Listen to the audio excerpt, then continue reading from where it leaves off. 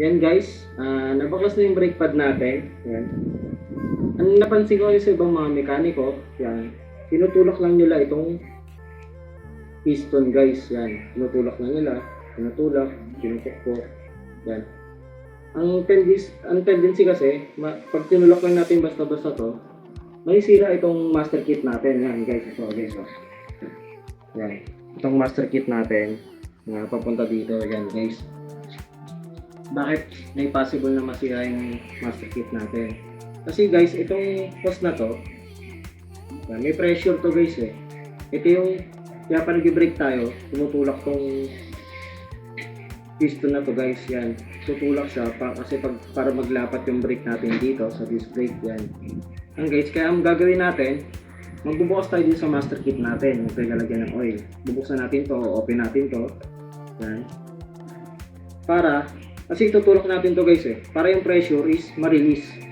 Basta dahan-dahan lang guys kasi possible talaga magkaroon ng leak. Kaya syempre maghahanap ng hangin yung guys eh. Kaya nasisira yung master kit natin. Alright. Ito nga pa rin papalit natin guys. Itong Honda Genuine parts pa rin ng brake pad. Nabili ko siya ng 570 sa Honda. Yan guys. Meron kasi nabibili guys na mga genuine parts din eh. Mura lang guys eh, nasa 380, yan, 250. Pero Honda genuine parts din yung guys. Hindi ko masabi kung legit or hindi guys eh. Pero ang napansin ko kasi guys, pag sa Honda ako bumili, may manual siya guys na ganito, yung puting yan. May manual siya. Yan. Yung napansin ko sa iba na mga genuine parts na binibenta sa market, Shopee or saan, wala siyang ganito guys, wala siyang manual. Yan guys, yan yung tingin ko sa mga original guys na sa Honda mismo natin binili. Yan. Mas maganda kasi gumamit ng original parts talaga. Syempre brake to guys eh, usapang brake yan eh, kailangan safe tayo dyan. Yan guys, okay. Medyo hindi tayo nakapag-vlog guys dahil yan, aksidente tayo, cement lang tayo. Yan. Itong paa natin may tama yung dito kasi yung nalaw. Kaldirik sa paa. Ito na yung tuto. Yung dahil sa paa nagkaroon ng fracture. Kaya hindi tayo nakapasok ng isang linggo. Yan. Pero all goods na, nalalakad na natin. Yan. Yung sugat tayo na. Yan guys. Support lang guys. Salamat sa suporta. Kayong Motor Tech. Yan. Simulan natin ngayon yung pagpalit. Yan. Thank you.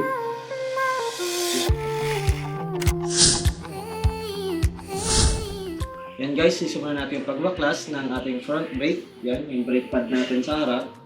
Ang gagamitin natin mga tools dito guys, itong star screw. Yan. Star screw kung tawagin. Hindi ko sure kung anong tawag niya. Yan.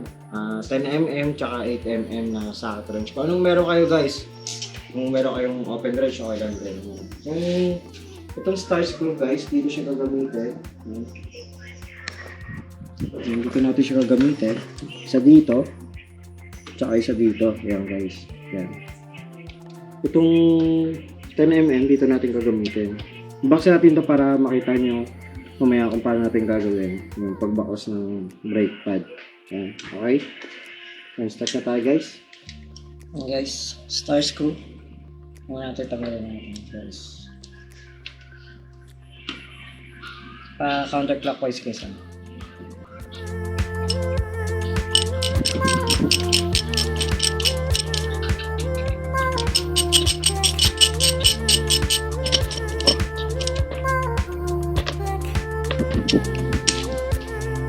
10mm. Tanggalin natin para madaling ma-access yung ipad.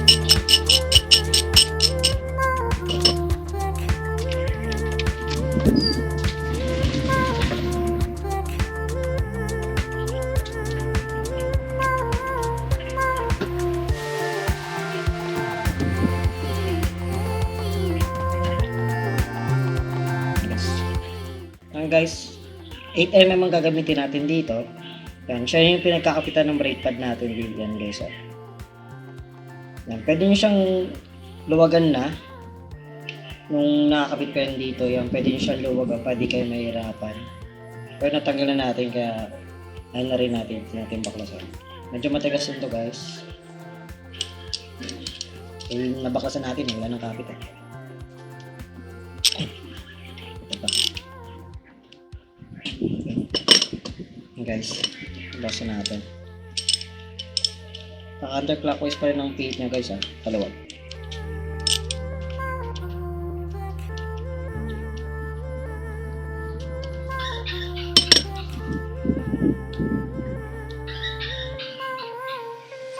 Guys.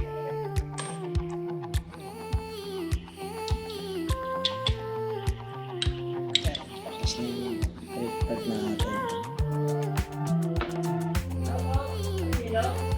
Okay, so original niya to. Stock to guys. Di pa natin napapalitan to guys. Stock na tong Tokiko. Ano yung tatak? Tokiko. Ganito na siya. Wala tayong brake cleaner guys kaya WD-40 na yung gagamitin natin. So okay lang naman yan guys. Wala namang problema dyan. Babara muna natin ang WD-40 so matanggal yung mga ganyan.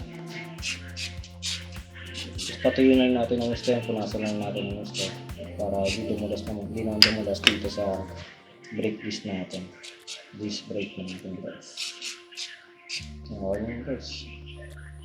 Ito na lang natin siyang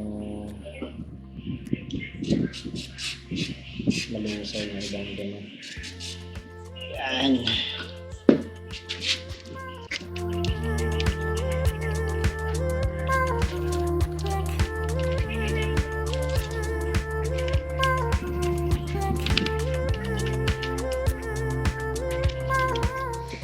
And guys, maglalagay muna tayo dito ng plastic.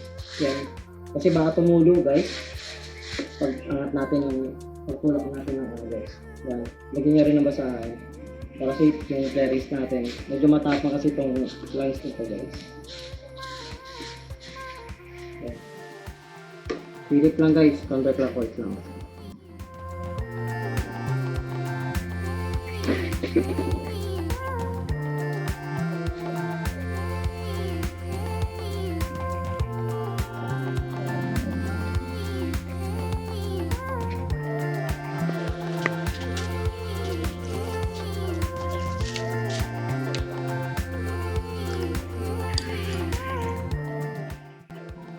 Guys, bukas na siya. Okay na yan guys, may singaw lang siya ng ganyan. Yan guys, tutulak na natin yung piston. Yan.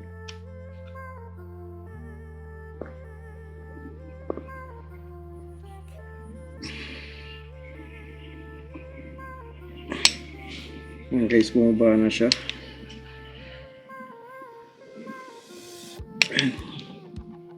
Papantay lang natin dito. Konti pa.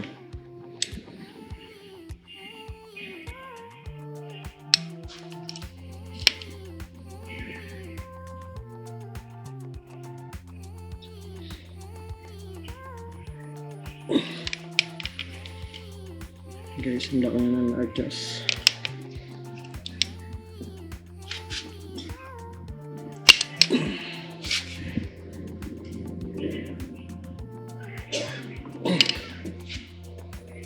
Guys, ito na lang guys oh.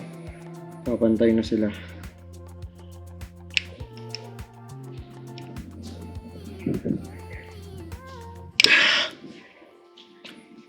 Guys, halos pantay na guys. Yan, okay. Yan, hindi na natin siya pinukpok. Yung iba kasi nakikita ko pinupukpok yan guys eh. Yan, naman ito lang ginawa natin. Tunulak lang natin siya. Dahil nagpakawala tayo doon ng pressure sa taas. Okay na. Guys, unboxing natin itong brake pad natin.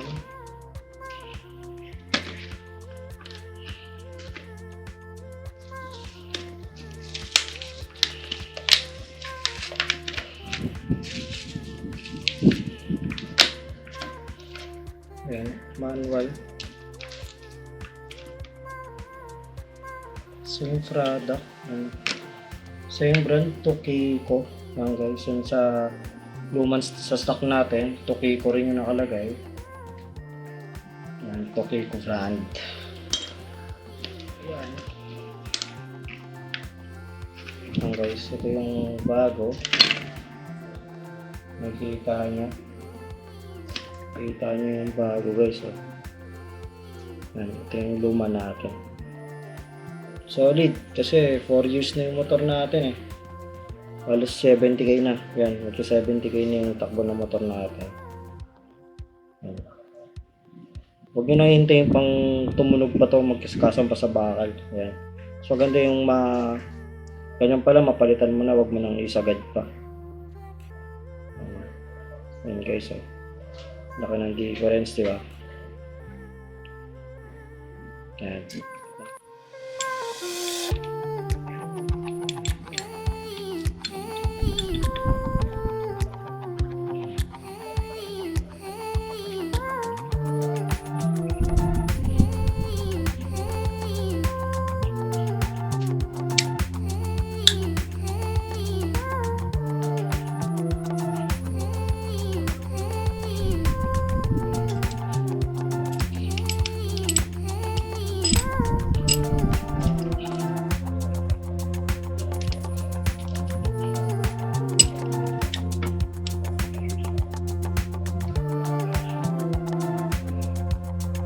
Guys,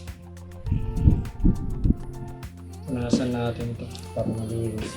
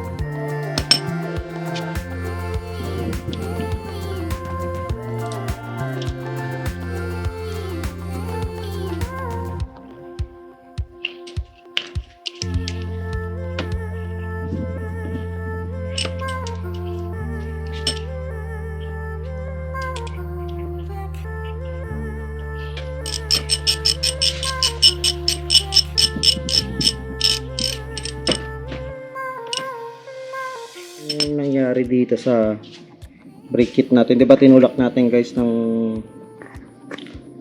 ano yung piston, yan umapaw siya guys, so umangat siya, yan umangat siya ng konti, yan natapon ng konti guys, so pwede naman yung umabot dito, pero natapon ng konti, ayun, kumapang siya, yan, wala naman dito.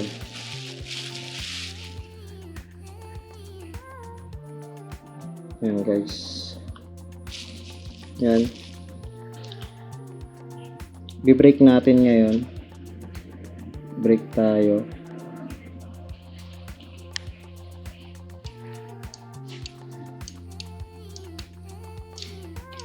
Yan na guys, kumagat na kagad. Palitin na itong langis natin guys kasi 4 years na yung motor natin. Yan, papalitan na natin to. Ang nakalagay din kasi sa manual is every 2 years talaga guys. Kailangan palit na tayo ng langis ng brake fluid natin. Dahil yun nga, kasi kakalawangin yan yung nakakasira ng mga ano guys ng master kit. Yan guys.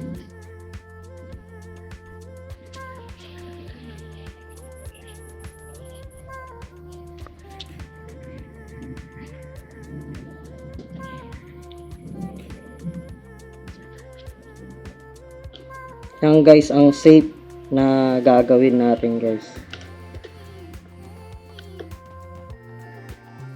Yan guys. Yan o, kumagat na siya agad guys. Yan. Yan guys, tapos na tayo magkabit ng brake pad sa ating front brake. Yan guys, nagkalas tayo nito. Ito yung master kit natin. Yan. Kumakagat na siya guys. Yan. Magkaroon na siya ng tulo dito, din lumapaw siya. Kaya, mas maganda lagyan niya ng plastic at basaan dito. Kasi, mainit siya guys, mainit yung langis niya eh. Possible talagang siraan yung clearance niya, yung pintura ng clearance niya. Testing natin guys, pakita ko sa inyo, nag-break na siya. Yan guys, oh. Yan. Yan, nag-break siya. Yan guys.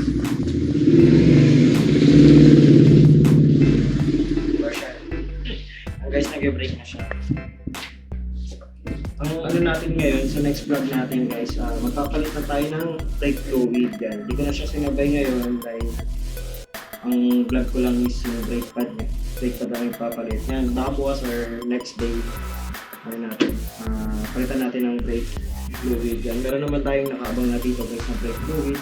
DOT3 or DOT4 ang papalit nyo na brake fluid yan guys. Mura lang to guys, nasa 140 or 160 yan. Malaki na to guys, mabalik na to. Kaya mga gustong brake fluid, punta lang kayo dito, ang dami nito guys eh.